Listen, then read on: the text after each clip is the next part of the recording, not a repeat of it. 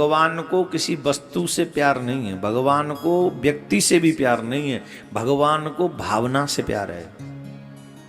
जिनकी भावना श्रेष्ठ है। धन्ना भगत का नाम आता है, आपने धन्ना भगत का नाम सुना है। जाट परिवार में उनका जन्म हुआ, खेती क्यारी का वो काम करते थे, छोटे से धन्ना। देखना भक्ति किसको कहते हैं। इसीलिए मैं कहता हूं बचपन में बच्चों को साथ में लाया करो, जिससे बच्चे आपके आपसे ज्यादा डिवोटी हो सकते हैं, भगवान के समर्पित हो सकते हैं। एक पंडित जी आए, त्रिलोचन पंडित जी, तीर्थ करके आए थे, दाढ़ी वाड़ी बड़ी हुई थी, संत भेष में थे। तो धन्ना भगत उसमें आयु ज्यादा थी नहीं, 4-5-6 साल के रहे होंगे, 7 के रहे होंगे, एग्जैक्ट एज तो नहीं बता सकता, लेकिन 5-6-7 इतनी एज रही होगी।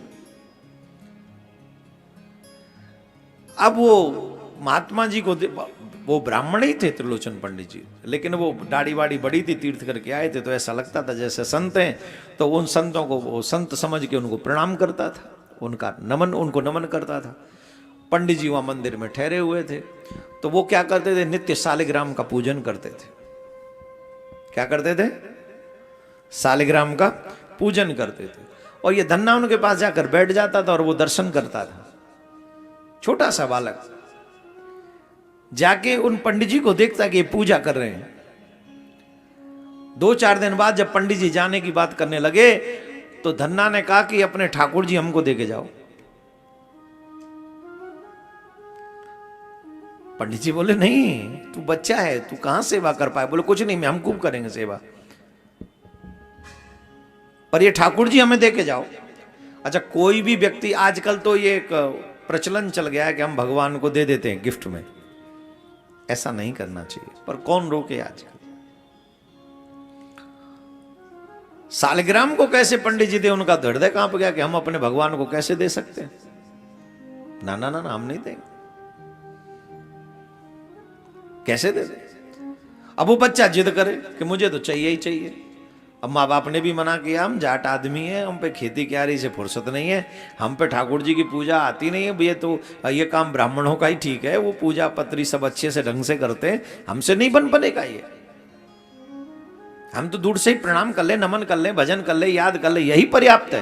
बोले नहीं नहीं, मुझे तो ठाकुर सेवा चाहिए, जिद करके बैठ गए।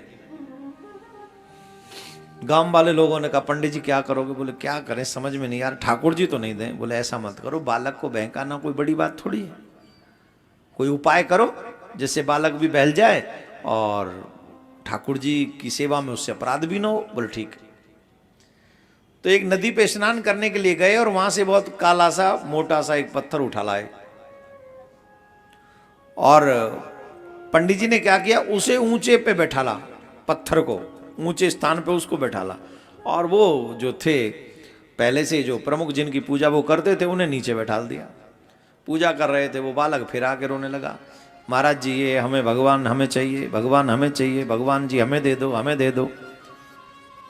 तो अब देखा 2 भगवान है, एक नीचे बैठे हुए, एक ऊपर बैठे हुए। तो बोले पंडित जी ठीक है, अच्छा बता कौन से भगवान चाहिए। बोले कौन से मतलब। बोले एक तो राजा भगवान है और एक सेवक भगवान है। बोले राजा भगवान सेवक भगवान कौन से। बोले जो नीचे बैठे हैं तो सेवक हैं, ऊपर जो बैठे हैं वो राजा हैं।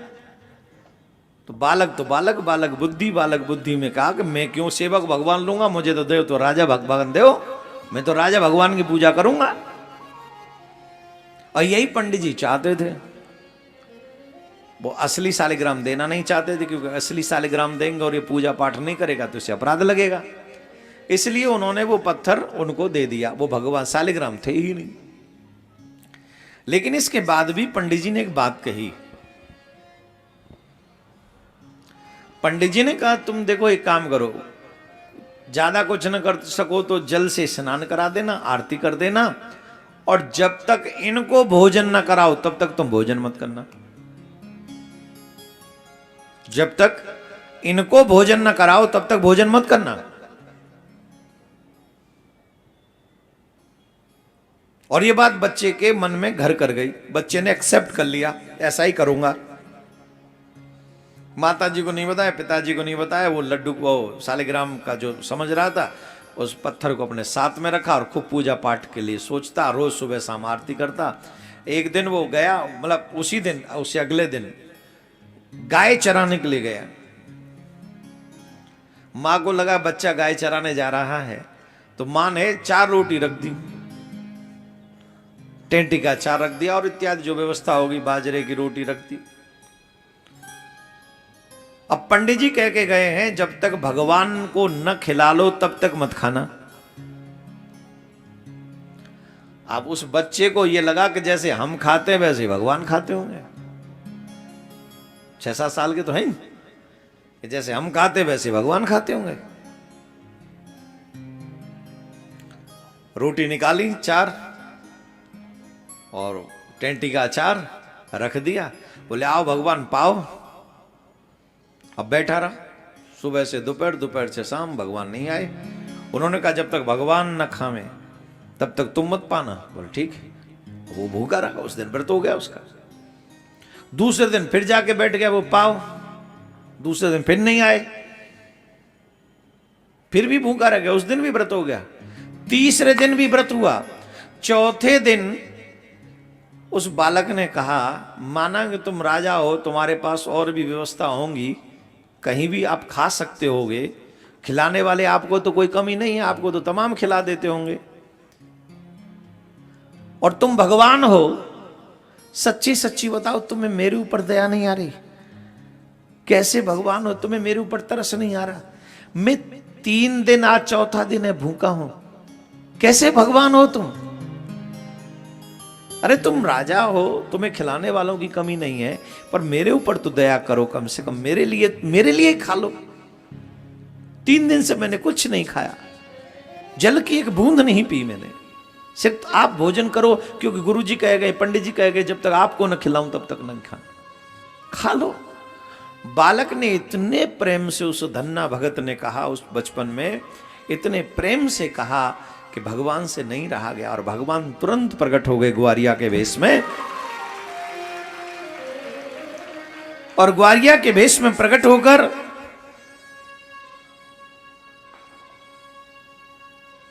भगवान ने कहा, ला भैया भूख लग रही, ला लेके।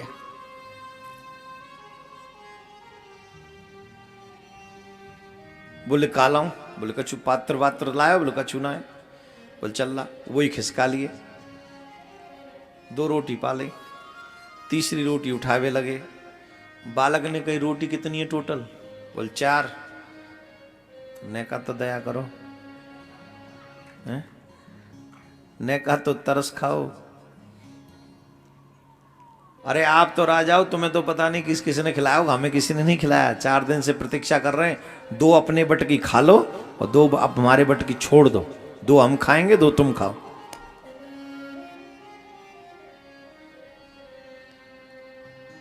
बोलो राधे राधे। भगवान ने 2 रोटी खाई और 2 रोटी धन्ना ने खाई। उसी में से यह है प्रेम भगवान का, भक्तों का प्रेम भगवान के प्रति। अब ऐसे ही कुछ दिन चलते रहे, बीच में जाके काशी में आए, वो दीक्षा भी ले ली भगवान की, भगवान के कहने से। एक दिन वही त्रिलोचन पंडित जी आए, तो तब तक धन्ना भगत 14-15 साल के हो गए थे, हष्ट पुष्ट हो गए थे। तो एक दिन धन्ना भगत से जब मिले वो, तो उन्होंने कहा, अरे वाह धन्ना, वाह भाई, बड़े अच्छे हो गए, अब तो बड़े तिलक विलक लगा लिए तुमने। बोले गुरु जी की दीक्षा ले लिए, तो इसलिए अब सब बड़ी कृपा है भगवान की। बोले अच्छा एक बात बता, वो ठाकुर जी कहाँ हैं जो हमने दिए थे तुम्हें? बोले ठाकुर जी घर में थोड़ी बैठे हैं। तो बोले ठाकुर जी तो गैया चरावे गए। ध्यान से सुनना, एक द्वापर युग में मां यशोदा की गैया, बाबा नंद की गैया कन्हैया ने चराई, भगवान ने चराई। एक कलयुग में धन्ना भगत की गैया गोविंद ने चराई। इसी कलयुग में चराई है। जो लोग कहते हैं ना भगवान नहीं है, यहां वो बात सिद्ध हो जाती है, नाच न जाने आंगन टेढ़ो। हृदय में शुद्धता है नहीं, पवित्रता है नहीं, भगवान के विषय में जानकारी नहीं, मिलना चाहते नहीं, ऊपर से भगवान को दोष दे दिया कि वो भगवान मिलते नहीं। इसी कलिकाल में भगवान धन्ना भगत की गाय चराते हैं, गाय चराते इसी कलिकाल में। पंडित जी पूछ रहे हैं, अरे वो भगवान कहाँ हैं? बोले भगवान घर में थोड़ी बैठे, तो भगवान तो गैया चरावे गए। अब पंडित जी बोले, बाबरी कैसी बाबरी बात कर रहे हो? भगवान को गैया चराते होंगे, भगवान तो मंदिर में ही बैठे। अरे बोले तुम्हारे भगवान होंगे मंदिर में, हमारा भगवान तो गैया चरा रहे हो। बोले सांची? बोले हाँ। वो मुंह मिला के लाई, कहां तेरे भगवान? चलो चलो। धन्ना भगत उन पंडित जी को लेके गए जो पंडित जी थे ठाकुर जी प्रेम से लिए थे। अब पंडित जी ने पूछी, कहां है तेरे भगवान? बोल तुम्हें दिख रहे ना वो ठाड़े वहां पेड़ के नीचे, गैया वो चल रही, देखो बोले। पंडित जी बोले पागल बना रहे हो, मुंह तो कोई ना दिख रहा हो यहाँ गैयान के सिवाय। अरे यही है, देखो तो सही, गैयान के पीछे तो ठाड़े। पंडित जी को यह विश्वास हो गया कि इसको तो दिख रहे हैं पर मुझे नहीं दिख रहे। पंडित जी रोने लगे, चीखने लगे। पंडित जी ने कहा कि मेरे से क्या अपराध हो गया? मैं तो नित्य सालग्राम की पूजा करता हूं, आप मुझे दर्शन नहीं दे रहे और आप इस बालक को दर्शन दे चुके। अगर आपने मुझे दर्शन नहीं दिया तो मैं आत्मदाह कर लूंगा। आकाशवाणी हुई, पंडित जी इस बच्चे की तरह तुम्हारा मन निर्मल नहीं है, तुम्हारा मन सरल नहीं है। जब इस बच्चे की तरह तुम्हारा मन निर्मल हो जाएगा तो मैं तुम्हें मिलूंगा। बोले कैसे होगा मेरा मन निर्मल? कृपा करके बताओ। बोले अगर तुम मुझे देखना चाहते हो तो इस भक्त धन्ना को अपनी गोद में बिठा लो, तुम्हें मैं अभी दिखता हूं।